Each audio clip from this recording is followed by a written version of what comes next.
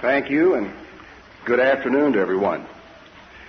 I've been immersed myself in the past few weeks in the study of the book of Romans. I've been in the process of attempting to get the third and then preparation for the fourth Bible study course lessons out.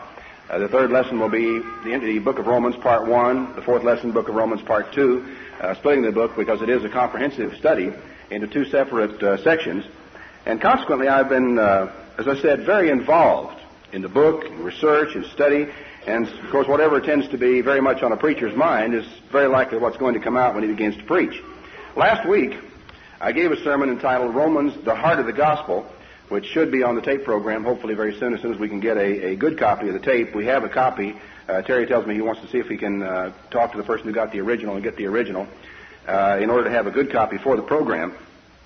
And in that sermon, I discussed the background of the book of Romans, the time of its writing, the political climate of the time, and noted the fact that it is probably the most comprehensive treatise on redemption that exists in the Bible, at least in any one place. Of course, there's a great deal of information in the Gospels, but it is the life of Christ. It's interwoven with so many different things, but it doesn't just set in order the gospel, the redemption of Jesus Christ.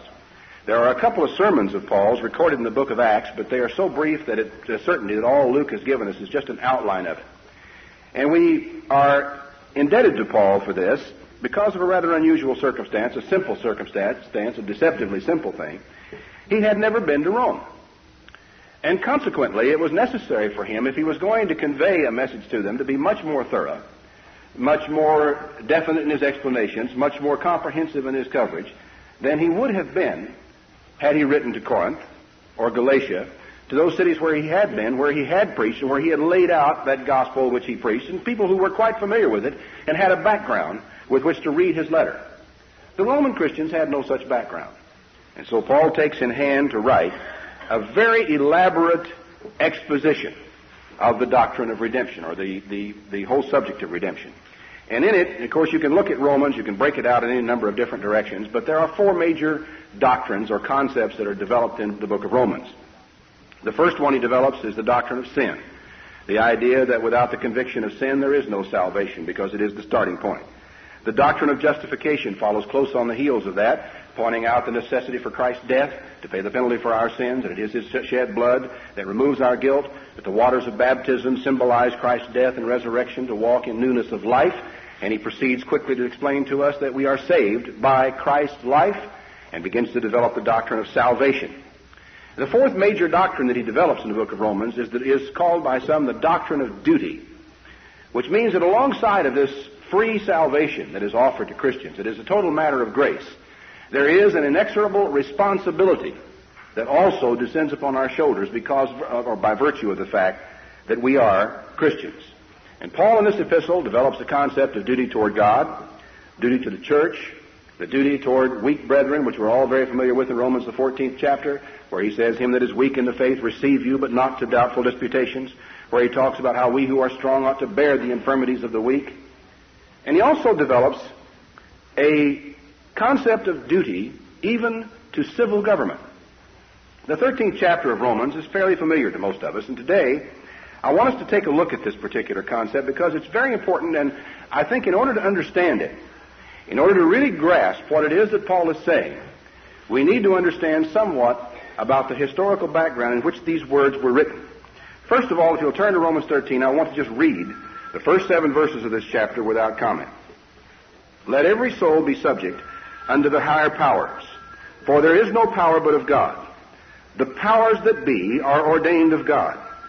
Whosoever therefore resisteth the power, resisteth the ordinance of God. And they that resist shall receive to themselves damnation. For rulers are not a terror to good works, but to the evil. Will you then not be afraid of the power? Do that which is good, and you shall have praise of the same. For he is the minister of God to you for good. But if you do that which is evil, be afraid. For he bears not the sword in vain. For he is the minister of God, a revenger to execute wrath upon him that doeth evil. Wherefore you must needs be subject, not only for wrath, but also for conscience sake. For this cause pay you tribute also. for they are God's ministers, attending continually upon this very thing. Render therefore to all their dues, tribute to whom tribute is due, custom to whom custom, fear to whom fear, honor to whom honor. Now that is a fascinating scripture just taken in the 20th century context. And beginning to ponder within yourself, what does that mean? What obligations does this lay upon me? What is my relationship to the civil government in our time? But before I even talk about that, I'd like to take us back to the time when Paul wrote this. The year by most people's reckoning is 58 A.D. Nero is 20 years old and is probably in about the 5th year of his reign as emperor or imperator of Rome. It is a fascinating time, a dangerous time it would seem in many ways to live, and I think few people have more than a peripheral idea of the incredible corruption that existed in the highest echelons of Roman civilization, of Roman government. I think most of us are vaguely aware of the poisonings, of the murders, of the various adulterous relationships that got going in that time. Actually, murder and incest seem to be two of the most common and most severe of the sins that were committed at the highest levels by emperors, by Claudius, by Caligula, and finally by Nero himself, although in the earliest part of his reign, when he was 16, 17, and 18 years old, there wasn't that much of that type of thing to be seen in his reign, but nevertheless, it was commonplace. Human life was really dirt cheap. Homosexuality, absolutely rampant in government, and especially, though, among the elite of the population. So common, in fact, were some of these sins, like fornication, that they really were of little import. It was expected of men that they have a mistress. So much that went on was normal. It is difficult, from our point of view, as I said, to really comprehend the bloody nature, the absolute incredible cheapness of human life that existed at this time. But most of those murders really were people who were killed because they posed some sort of threat to power. Nero's mother, for example, Agrippina, was constantly, once she began to sense the fact that Nero was getting out of her control, intriguing in some way or another to try to maneuver power in the nation, to shift power. And there even became a question as to whether she might not try to create some alliance with someone else that would unseat her own son as emperor. And Nero, in consequence, had his own mother murdered. Not that far before this scripture that we read today was written. This is the leadership of Rome. A man who, without a great deal of evidence of one way or the other, or for whatever reasons, would actually have his admiral, the chief of his navy, arrange to have deliberately his mother's boat scuttled, going across the bay from his house to hers in the hopes that she would drown. She didn't. She swam ashore to his fishing boat, got home, and then he had to send the guy after her with a knife and swords to finally hack her to pieces in her own bedroom back at her own villa. His own mother. These were the times. However, to the man in the street, to the person who was minding his own business, it was a relatively calm time. Because Pax Romana reigned in most parts of the world, it was possible for Paul and others to travel freely without fear of bandits because of the presence of Roman legions, of Roman soldiers, of those who enforced the law with such vigilance and such immediate justice that at least the common man was relatively safe if he minded his own business. For Christians and other religious sects, there was general tolerance, as long as they posed no threat to the government or to anybody else. Corinth, under Roman domination, was one of the most incredible hotbeds of weird religion that anyone could ever comprehend in their life. It would even make Los Angeles look pale by comparison. And it was tolerated. Why persecute the Christians when there are all manner of religions, if one chose to persecute them, that one might go after in this day and time? It has always been hard for me to understand, looking back in history and reading of Nero's persecution and the subsequent ones that took place in Rome, difficult to really grasp why it was that a church or a group of people who espoused the teachings of a simple carpenter of Nazareth, the teachings of peace, of love toward neighbor, of love toward God, of filial duty, of duty to the state, of all the responsibilities, it's always been difficult to understand how it could possibly be that the church that followed Jesus Christ would find itself in such bad odor with the civil authority. Now, with religious authority, one could understand that, because they posed a definite threat to the authority of most synagogue structures. The chief rabbi or the chief leader of a local synagogue was very likely to lose not only members but financial support when the church, Paul, or the others came through. And true to form, as Paul went from place to place, he suffered persecution. But it wasn't Roman persecution. It was persecution from the Jews of the time, to whom he posed a threat. The earliest Christian church, the one that we see in the early chapters of the book of Acts, posed no civil threat to the Roman government. And there was absolutely no reason why they should have had difficulties with them in any way. However, there probably were sects of Christianity in existence by this time already. We do not know, for example, of the subsequent history of Simon Magus after Acts the 8th chapter. We do not know for sure where he is. We do not know what he has done. We do not know what manner of following he may have. We're not even sure that he was alive, although there's a great deal of speculation that he went on to Rome and that he may have been the founder of what we today look back on as the great Roman Church. People, of course, knowing his character as exhibited in the 8th chapter of Acts, you would expect the man to continue to develop a following, to try to maintain control over people's lives, because that was his very makeup, his very being. What happened to him? What had happened by this time to one Cerinthus over in the western part of Asia Minor, who had a sort of strange culmination or a combination of Judaism and Christianity he had formed into a religion? That we don't know. And to what extent some of these Christian sects that might have even existed by 50 A.D. may have begun to pose a threat in the Roman Empire, well, by this time no one could possibly know. One of the things that is speculated about in this whole thing is that there may very well have been some trouble raised for the church because of their close association with the Jews. If you turn back to Acts the 18th chapter, there is a reference to an event that took place that I think is significant. Acts 18 verse 1, after these things Paul departed from Athens and came to Corinth. And he found a certain Jew named Aquila, born in Pontus, lately come from Italy with his wife Priscilla, because Claudius had commanded all Jews to depart from Rome. Now this took place about 53 A.D., about 5 years before the time that Paul wrote this epistle. And because the New Testament church was very closely associated with the Jews, there could be very little doubt that probably a lot of Christians who may not have even been Jews were forced to leave Rome at the same time the Jews were forced out of Rome. Suetonius tells us, quote, he, that is Claudius, expelled the Jews from Rome as they were making continual insurrection under their leader Chrestus. Now some have thought this Chrestus might be a reference to Christus or to Christ, and that the reason why that it was Christians actually that were being expelled from Rome. But this is too early for any body of Christians to have been that much of a factor in the city of Rome. Remember Paul, in writing in the very first chapter of this book, 5 years after all the Jews had been expelled from Rome, of course there could have been Christians prior to that time, but looking back on it, he's writing and saying there is no established church in Rome. And there is no indication in the book of Acts of an established church prior to this time. The chances are, as far as the numbers of Christians that existed in Rome, how many could there have been? Because from all over the Roman Empire on the day of Acts, in Pentecost, in Acts 2, we baptized what? Just a few thousand people. And then these people, of course, would have returned all over the Roman Empire, and a few of them, no doubt, to Rome. But those who were Jews, again, were forced out just 5 years previous to this letter being written.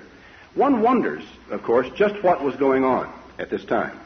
Adam Clark, in his commentary on Acts, really says that he does not believe that you can support the idea that it was Christians who were expelled as Jews following Chrestus, but rather just simply Jews that followed this particular approach of life, of one Chrestus that got thrown out of there.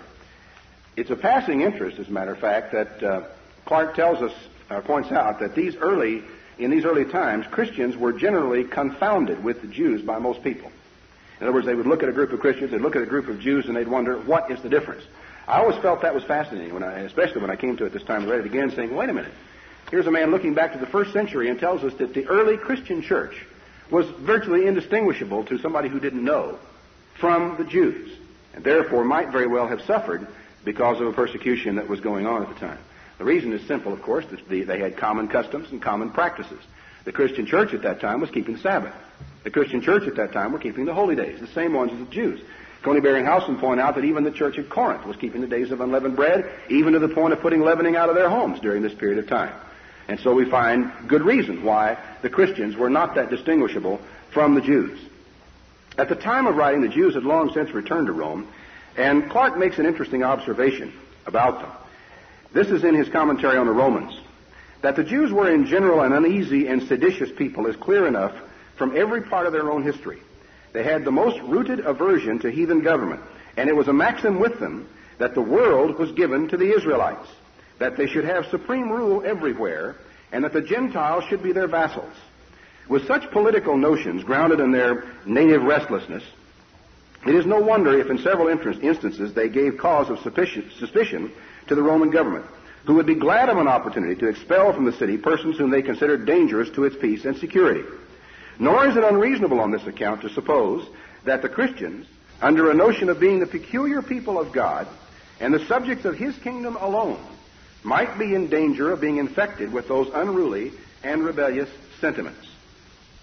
Therefore, the apostle shows them that they were, notwithstanding the honors and privileges as Christians, bound by the strongest obligations of conscience to be subject to the civil government. This is all very interesting to me as I read through this, and as I read through a book called Nero by Arthur Weigel, which is a very thorough biography of Nero. I began to realize that when Paul came along in this epistle, there was no special reason for him, as he had developed all, especially in the context of Romans 12, which is one of the most beautiful exhortations to humility and service and duty to your fellow Christians and your fellow man that's ever been penned by the hand of man, to suddenly shift his ground in the way he does to this question of responsibility to civil authority. And I asked myself, why did he say this? Clark points out the history of the Jewish people. And it requires no anti-Semitism to agree with him and to realize that they have always been an uneasy people. They have always been a turbulent people. They have fought battle with Rome, and of course one of the great stories of all time is the story of their great holdout against the Roman armies from that hilltop, when so many of them committed suicide rather than give in to the Roman hordes that were around the base of that mountain. Their whole approach, if it were followed in any way by the Christian church in the Roman Empire, could be a matter of grave concern to the Apostle Paul. Now, I would suspect, since he knew a little bit about the church at Rome, that he was aware of a certain amount of rumbling, a certain amount of uneasiness, certain things that might have been being said, certain actions being taken by the church or by Christians, that he felt might endanger the safety of all of them. And so he stops and he addresses the problem right here in this book. Going back now to Romans, the 13th chapter, I'd like to take just a moment to look at some of the details that we just passed over before in reading through the epistle. Beginning in verse 1, let every subject be, every soul, and the commentators generally agree with this, that the expression every soul is drawn out to say he's not just talking to one category of people or another category of people or just to a particular situation. He is not dealing with only the expediency of things in Rome, saying, now because of the present distress, because of the troubles that you face in Rome, I would like for those of you in Rome to particularly be careful to be subject to the higher powers. The way this is worded is saying, now, let every soul be subject unto the higher authorities. The word in the Greek, exousia, basically means authority, as opposed to dunamis, which means power in the sense of physical force. He's talking about those who sit in positions of authority. Nor is he in any way talking about religious authority, as will be seen later on when he talks about taxation, custom, duty, and custom. The term, even in the Greek, seems to mean the idea of paying duty on import and export goods that are brought in and out through customs houses in a nation. Let every soul be subject to the higher authorities, for there is no authority but of God. The powers that be, the authorities that be, are ordained of God. We get our expression, the powers that be, all the way down to the English language today, comes from the King James expression we find right here, I expect. The powers that be, the authorities, the civil leaders in a community, they are ordained of God. Therefore, whosoever resisteth the power or the authority resists the ordinance of God, and they that resist shall receive to themselves damnation. Now, those are very strong words. I don't know any way that Paul could have written to these Roman Christians and expressed this any stronger. And it is absolutely astonishing that this should be written in this way to Christians in Rome, of all places, where the government, from top to bottom, was one of the most corrupt, dangerous, and violent that has ever existed. where human life was so cheap. To what? Respect that government? That government was ordained of God because, you see, the highest civil authority in that city when he penned these words was Nero. Nero, one of the most hated, despicable figures in all of history, was the authority in Rome. His word, and you're dead. All he would have to say to most citizens of Rome was, go and commit suicide. This was done repeatedly under Caligula, Claudius, the others. They would say, I'm finished with you. You should go and take your life. And the traditional means of doing it was to open the veins of the wrist, go into your steam bath, which many of them had in their own home, and sit there and quietly bleed to death. It was the way it was done. And if you should demur from that, the chances are you'd be hacked into pieces by a group of Roman soldiers. It was, perhaps some people thought, a little more comfortable to do it the other way than to have your life taken violently, which would certainly ensue immediately after such an imperial edict as came their way. It is really sobering, as I said, to reflect on this. Now, is this just Paul's idea? Is this just a sort of temporary thing, a temporal thing having to do only with this time and this place? I think it's worth just examining it a little further. If you turn back to the 19th chapter of John, John 19.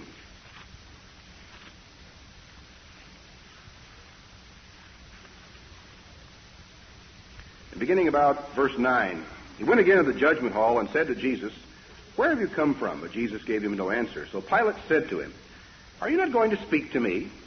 Don't you know that I have the power to crucify you and I have the power to release you? It is in my hand.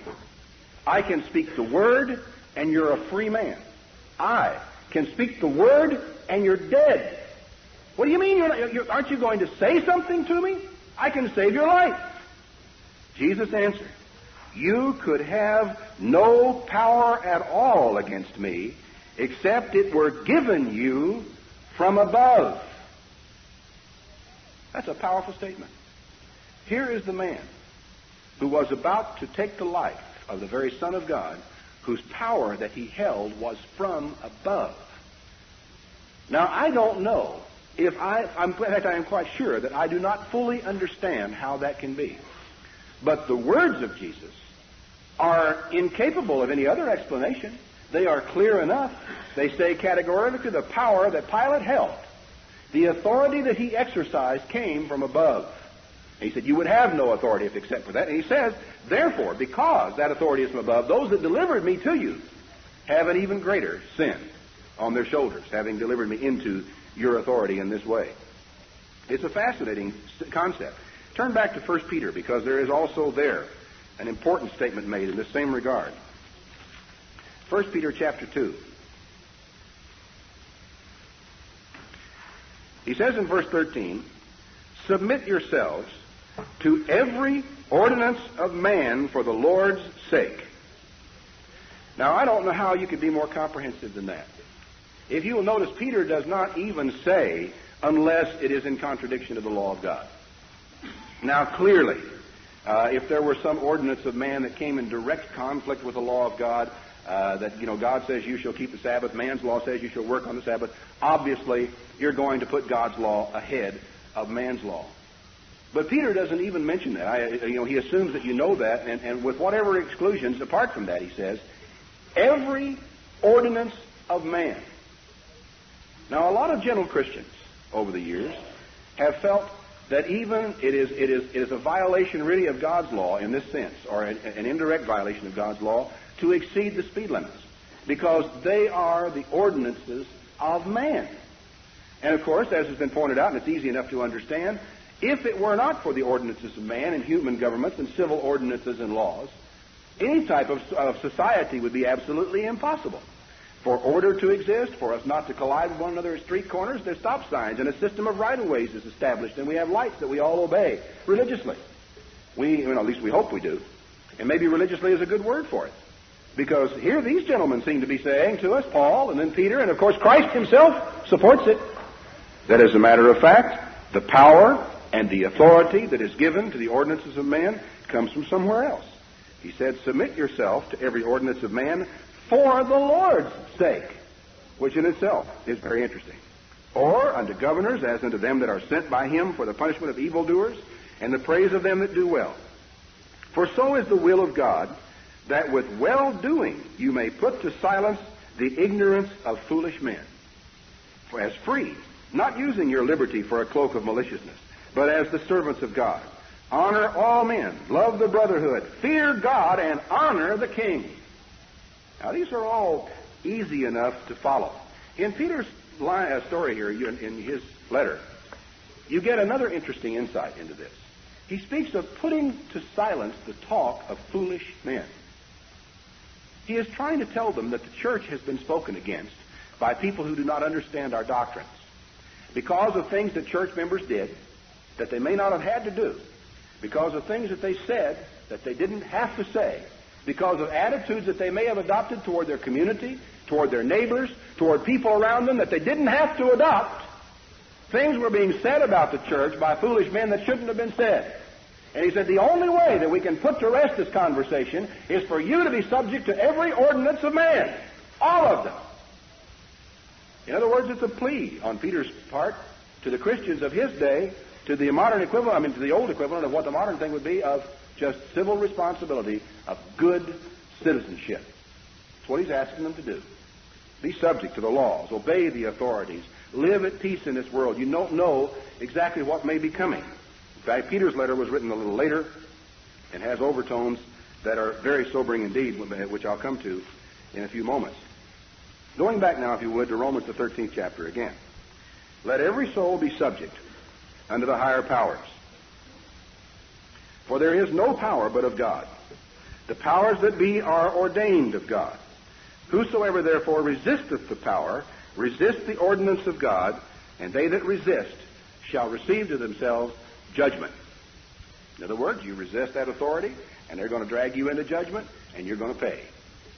Jesus said something very similar, didn't he? Agree with your adversary quickly while you're in the way, lest he deliver you to the judge, and they put you in jail. He says, I tell you, you're not going to come out of there until you have paid the uttermost farthing. Saying that if you find yourself in conflict, and I think if a careful study of Christ's teaching, he's talking also in the Sermon on the Mount about that civil authority, that government that was over Judea at the time, the Roman government, where a soldier might grab you by the collar and say, you're going to walk with me a mile, and give you a mail sack to carry along with him. And you had to go that mile. He says, if he compels you to go with a mile, go two. Go another one. If that man slaps you on the cheek, my advice to you is to turn the other one also. Because if you don't, you could be a dead man in the next instant. It's important to understand the context in which some of these things were said. It was a dangerous time in some ways. If you minded your own business, if you were a good citizen, if you were obedient, things wouldn't necessarily be all that bad for you. But if you were a rebel, if you were stubborn, if you were determined to have your own way, if you're going to fight the government, if you're going to badmouth the government, if you're going to stand around the street corners and call this city we're living in Babylon the Great, dirty, rotten place, I wish it would burn down. Which some Christian probably did. Standing in some wine house in the city of Rome. Somewhere along about this time. Which, as long as things didn't go too badly, might have been a safe enough thing to say. But as history later proved, it was a dangerous thing for them to do. Rulers, he says, are not a terror to good works. And you know it is true. For the most part, in the history of God's people, Old Testament and New Testament, there was rarely ever persecution of good people by the civil authority. Most of the time, and this is especially true in Paul's ministry, the persecution that he endured came entirely from religious people. And if you recall Jesus' statement, he said, the time will come when he that puts you to death will think he does the state a service. Oh, no. He will think he does God a service. And so, again, the problem that Christians were prophesied to have was with religious people, not with the state. Paul says the same thing. He says, there's no reason to worry about rulers. They are not a terror to good works. What government, what civil government trying to maintain any kind of continuity, any type of order in a community is going to object to people who won't steal and who tell the truth and who honor their father and their mother People who are not covetous of what belongs to their neighbor. There is nobody nicer to live next door to have in a community than a good Christian, a good God-fearing Christian. The only time Christians were a problem was when they became a threat. Paul's question is, why, brethren, should we be a threat to anyone except some fool preaching false doctrine? No one, no reason. They are not a terror to good works, but they sure can scare the evil ones. If you would do that which is evil, be afraid. I'm sorry, I skipped a bit. He said, do that which is good, and you shall have praise of the same. And it is fascinating that in the earliest years of the church, it said the church grew in favor with God and man. They were just, everybody around them was pleased and impressed with the things that they were doing. Then it goes on to say, talking about this ruler, he is the minister of God to you for good. Now, I know it must have been hard for a Christian living in the streets of Rome, if he happened to be there during the days of Claudius, prior to Nero, to realize that this man, who had put so many people to death, he lost track of who they were. He had actually caused the death, I think, in his reign of 35 Roman senators and around 300 Roman gentlemen. And it was such a light thing to him that he was known on occasion, a week or two or three after he had had some man put to death, to send for him. He'd forgotten he was dead. He'd forgotten he was dead. He said, go get Senator so-and-so. And somebody had to remind him, look, you had him killed 3 weeks ago. It was that kind of a man. And this word is true. He says, this man is a minister to you for good. What, of course, many people don't seem to realize is that those senators were suspected of sedition, and probably at least half of them were guilty. Many of those Roman gentlemen, because of the kind of person Claudius was, would very much like to have seen that old man put off down in Egypt or on an island or somewhere else where he couldn't bother anybody anymore because he was a lot of trouble to everybody around. So, Paul wrote to the people living under Nero. And he says that higher power, Nero, Narcissus, one of his freedmen that lived in his own household, Pallas, who came along later, who was one of the people who helped administer Rome. These men, he said, are ministers of God to you for good. Why? Well, because they keep the robbers off your back. They keep crime down in the street. Because one thing's for sure, if they punished people for sedition and for treason those days, they also punished them for robbery and for murder. Unless you happen to be emperor, and then you'd get away with murder. But the man in the street couldn't get away with murder. And as a consequence, the man in the street was safer in many ways than the man in the Senate during this period of time. He is a minister of God to you for good, but if you do what is evil, be afraid. For he bears not the sword in vain. Implication? He has the power of capital punishment in his hand. That's the symbolism of the sword. He's not talking about the church. He's not talking about authority or dominion or rulership in the church. He is talking about the civil government with capital punishment at its hand. It says, if you do what's evil, be afraid. But it's better for you, frankly, not to do that. He is the minister of God, a revenger to execute wrath upon him that doeth evil. In other words, God uses the civil government to punish wrongdoers on the face of this earth. Wherefore, you must needs be subject, not only for wrath, but also for conscience sake, in order that your mind be clear.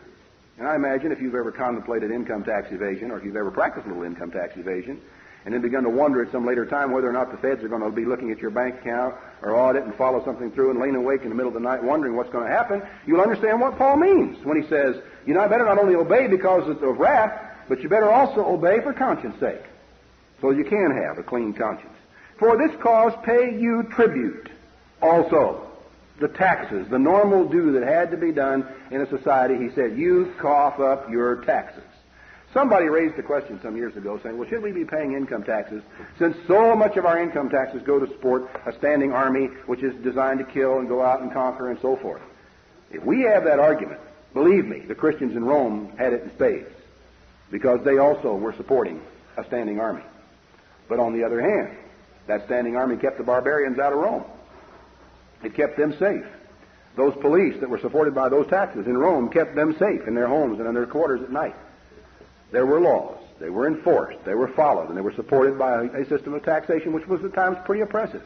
But Paul just says, pay your taxes.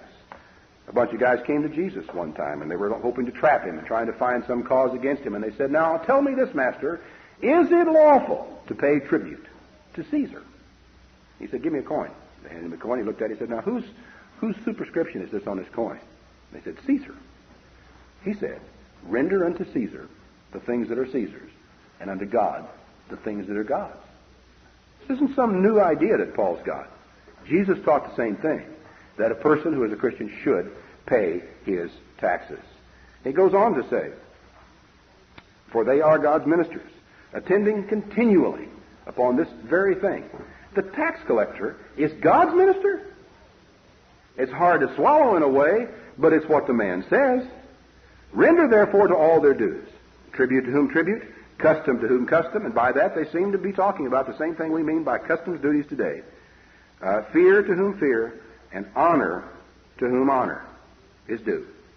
Render it to whoever. Honor the king. You know, as I said earlier, some gentle Christians have felt, with some justification, this even includes traffic laws. And I remember even being discussed in the Ambassador Club back in 1958 by some students who had a table topics one night. They quoted the scripture and they said, does this mean that if we are violating the law of God if we exceed the speed limit? And we had a rather interesting discussion on that whole question. It is a matter of some interest. It's a matter of some concern. There is some justification in people asking that question. No, you're not exactly crossing or breaking the law of God. But you are breaking an ordinance of man which exists by the permission of God under his commission, as it were, to human beings to maintain order on the face of this earth. And if you live in a society, Paul says, be subject to the laws of that society. And by that, I'm sure Paul, if he were living today, would say, keep the speed limit. We are good citizens, and we should be cooperating with this society and trying to save energy and save lives. Stop at the stop signs, obey the traffic laws, because if you get hailed into court, you better be ready to pay the penalty.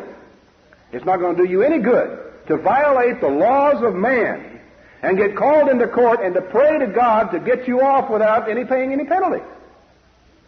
You knew the law, you broke it, you knew the scripture. Christ said you're not going to come out until you have paid the uttermost farthing.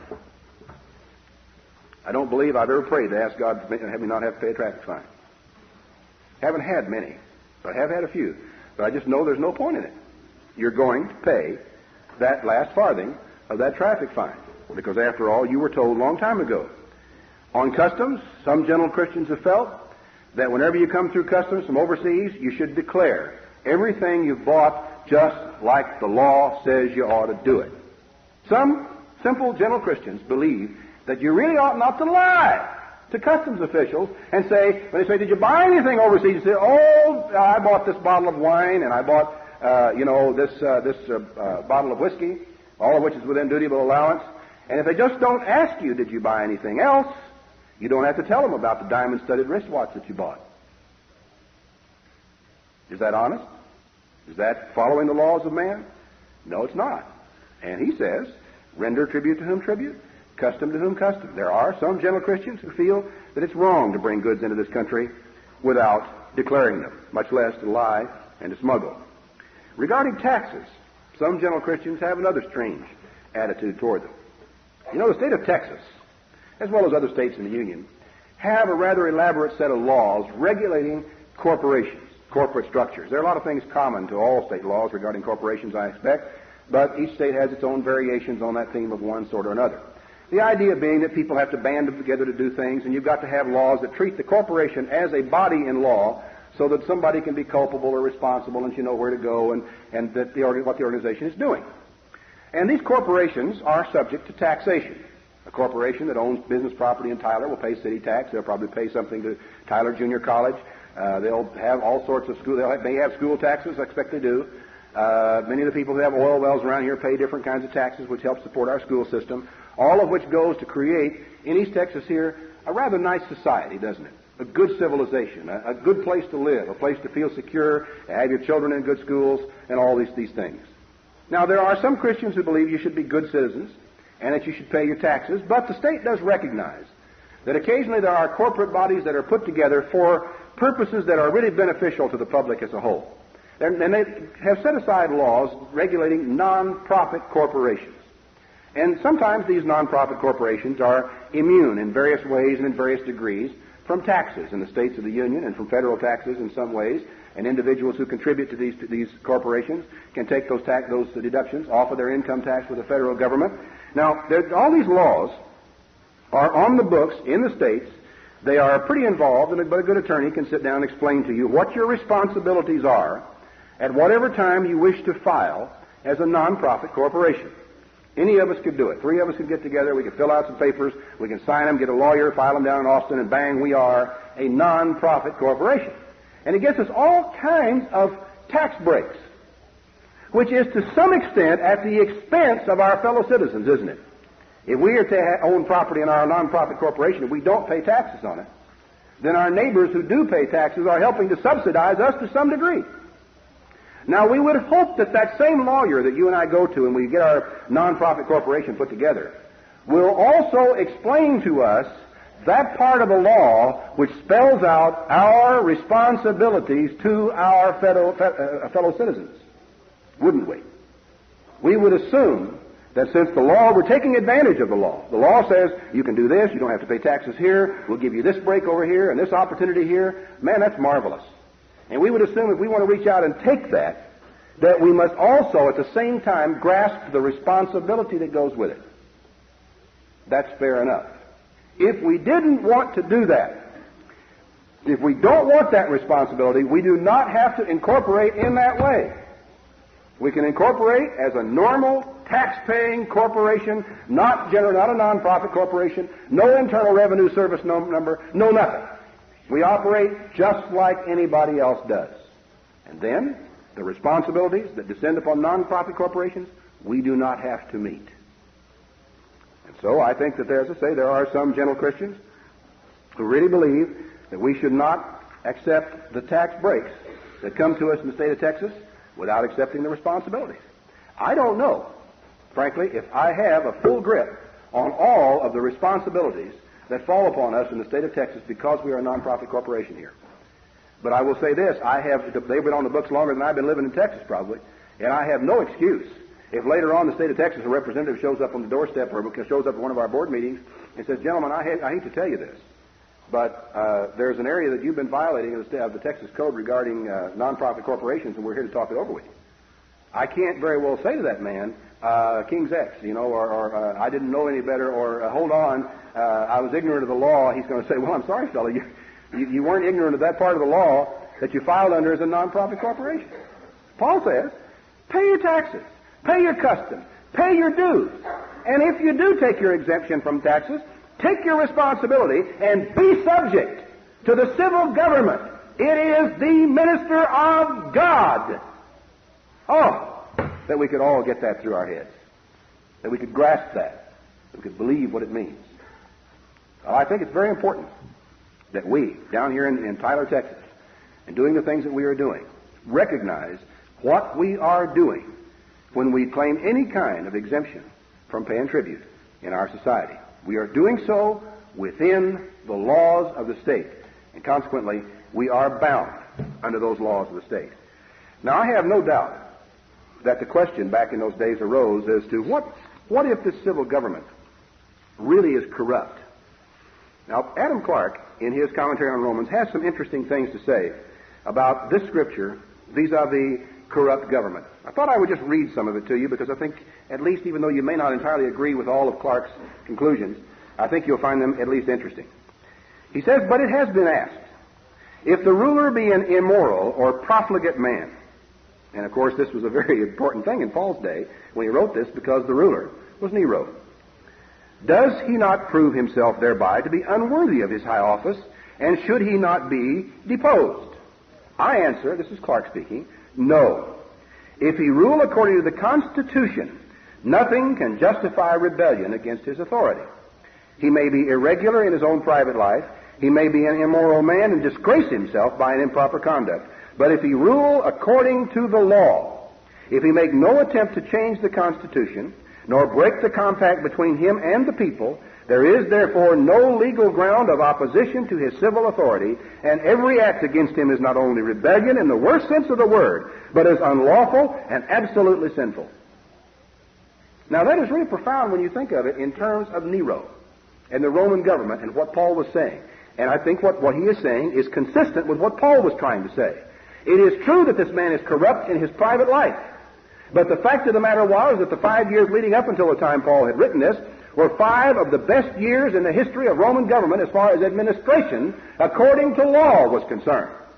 The Roman law allowed some things to take place which were pretty horrendous. But Nero, as were emperors before him, as were the senators, were concerned about Roman law, because certain riots got going at one time or another over some things that emperors did from the people, from the masses. And while you can kill a senator who's plotting rebellion, or some guy over here that might be a lawful heir as well to old Augustus Caesar, you can't kill the whole masses of the people if they rise up. And apparently the Romans were just that type of people. But so the emperors were concerned, believe it or not, about the law. That though they did some abominable things, they still had concern, at least for appearances, as to whether they were within the law.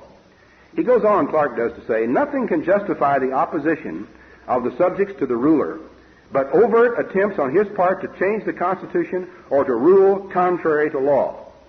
Listen again.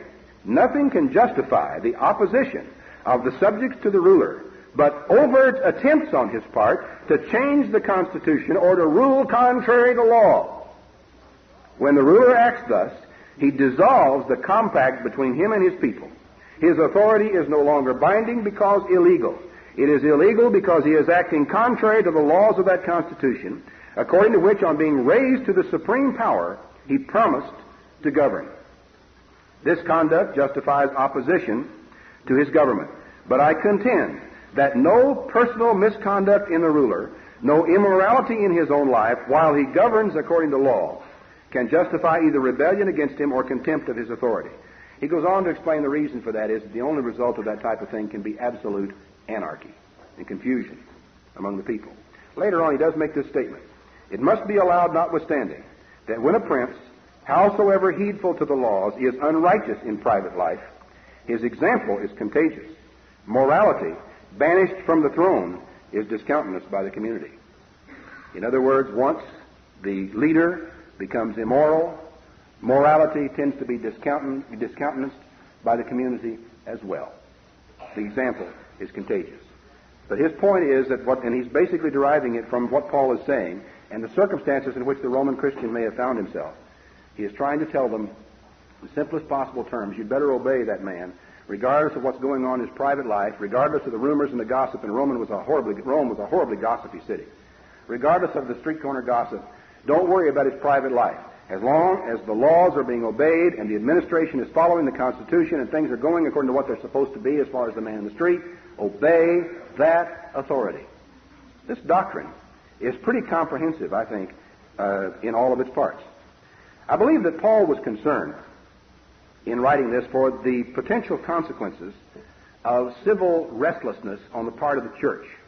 I think he was very concerned about some of the things that he had been hearing that people were saying and people were doing and people were objecting to. Because interestingly enough, in the first 5 years of his reign, Nero was incredibly lenient in the administration of various penalties in law. He was, in his earliest years, a rather soft-hearted person. He changed after he had another woman become his consort, and after he finally had to retire Seneca, his oldest and trusted advisor, and Burrus, the Praetorian Guard, and had to begin to make changes. And the people who advised him, he himself began to change into more of a tyrant, a hard person, an unyielding person. That was at that point that he wound up having two of his rivals murdered almost immediately.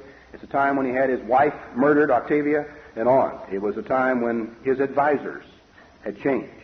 Prior to that time, he was really quite a different man, and Seneca expressed dismay, frankly, over the changes that had taken place in his old friend Nero, and as a result of his retirement and Burrus' death. But I really believe that Paul, because of rumblings from Rome, was concerned about what might happen. 6 years later, a tragic event took place which really, in spades, underlined what Paul was talking about and that he did have legitimate reason for concern. A fire broke out in the wooden shops and sheds at the east end of the Circus Maximus. That fire spread and raged for 6 days through the city of Rome. They thought it was under control at the end of the 4th day. It was almost stopped, but then it broke out again, and the blaze went for 2 more days. 2/3 of the city of Rome lay in ashes when that fire was over. Who knows how many people were dead as a result of the fire, how many people were crippled, and of course 2/3 of the population of Rome without homes and without any place to live. Nero was accused of setting the fire Arthur Weigel, in his biography of Nero, frankly believes that is preposterous. He feels that the records of his conduct before and during and in conjunction with the fire were inconsistent with any idea that he himself had set the fire. He was actually very busy as soon as the fire had begun and word had come to him. He came back to the city of Rome. He began to personally supervise fighting the fire of the city. He set up at his own expense places where people could be sheltered and taken care of. He cut the price of grain in half so people could be fed and taken care of because of the loss. It goes on, the things that the man did. He wandered around the city without so much as a companion or a guard to protect his life, and trying to get a feeling for what was taking place in the city that he had such an affection for. There's no indication that the man himself had set fire to that city. But when the ashes had cooled, he began to be accused of it. And as a natural consequence of being accused of it himself, he ordered an investigation. This investigation brought out, as a natural result, I guess, some very disturbing things. Arthur Weigel, and you might, I don't know if you'll have it in your library, it's a book that was published in 1930, a biography of Nero, where he goes through and really develops the whole concept of the man, the changes that took place in his life. He doesn't see him nearly as the black figure that the history has painted him, at least in the earlier part of his life. Later on, very dramatic changes, especially at this point in his life. The burning of Rome was a watershed for himself, for Rome, and, unfortunately, for the church. You see, the church, and this is basically the postulate of Weigel as he begins to develop this concept. He says that the church had adopted a policy and really referred to the city of Rome as Babylon the Great. A very important part of their prophecies, which they talked about and relished, was the return of Christ and the events that would precede the return of Christ, including, guess what, the fall of Babylon the Great, which he postulates the early Christian church saw as Rome, anticipated as Rome. He had no doubt whatsoever that there was a great deal of conversation, coffee shop and otherwise, a great deal of wine shop conversation about whether or not Rome was Babylon, what it meant, when it was taking place, what the events would involve. As a result of this, the implications are that when the city began to burn, the Christians in the city, whether they were true Christians or a sect of Christianity or whatever they were, began to see it as the righteous judgment of God descending upon the city of Rome. And as the city began to burn, some of them apparently were heard to say that it was the judgment of God.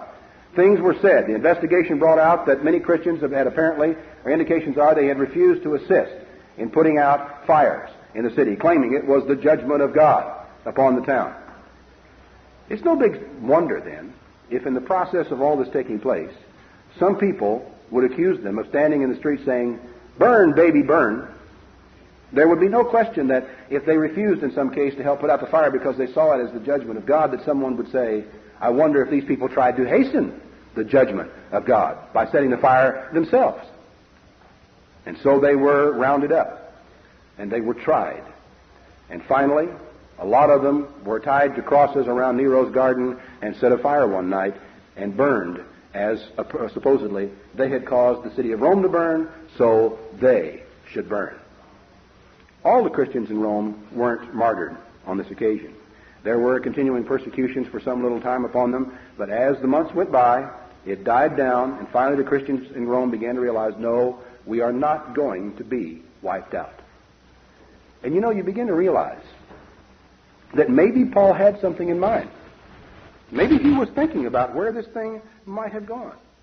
And it's so sad to realize that a church or a group of people claiming to be Christians, because maybe they had been involved in setting dates, because they had been involved in elaborating prophecies against the people and against the moral corruption with such vehemence without showing the love that should have gone along with it, because in the process of the time they were not working to try to be good citizens in their community, because they weren't the kind of people who maybe really were concerned about their neighbors, or maybe because they were recluses and stayed away from their neighbors, when the time came were misunderstood and there was no one to defend them. 6 years before, Paul had written to the Christians in Rome. And some of the people who first heard these words read before them in a group in Rome were probably burning that night around Nero's garden. And 6 years earlier, they had heard these words read. "Let every soul be subject unto the higher authorities, for there is no authority but of God. The powers that be are ordained of God. Therefore, whosoever resisteth the power, resists the ordinance of God. And they that resist shall receive to themselves damnation. For rulers are not a terror to good works, but to the evil. Will you not then be afraid of the power? Do that which is good, and you shall have praise of the same. For he is a minister of God to you for good. But if you do what's evil, be afraid, for he bears not the sword in vain. For he is the minister of God, a revenger, to execute wrath upon him that doeth evil. Wherefore you must needs be subject, not only for wrath, but also for conscience sake. For this cause pay you tribute also. For they are God's ministers, attending continually upon this very thing. Render therefore to all their dues. Tribute to whom tribute is due. Custom to whom custom is due. Fear to whom fear is due. Honor to whom honor is due. Owe no man anything, but to love one another. For he that loves another has fulfilled the law.